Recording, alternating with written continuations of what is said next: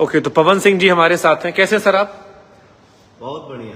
हमने सुना कि 2 घंटे आपका इंटरव्यू रहा और आमतौर पर आप इतना बड़ा इंटरव्यू नहीं करते। आपके ये मेरे लाइफ का सबसे बड़ा इंटरव्यू बोलूंगा सर। मैं इतना लंबा समय आज तक कभी बात नहीं किया हूँ और मैं तो खुद अचंभव में हूँ जब आपके साथी जब बताए कि सर आप लोगों ने 2 घंटा बात किया है। 2 घंटा कैसे निकला? मुझे अभी भी फील हो रहा है कि मैंने आपसे 10 मिनट वार्तालाप किया, बट पता चला कि नहीं, हम लोग 2 घंटा बात किए।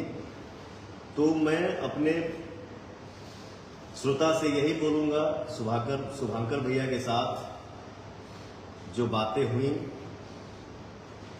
बड़े दिल की बात हुई और मुझे ऐसा लगता है कि ये बातें हमारे ऑडियंस को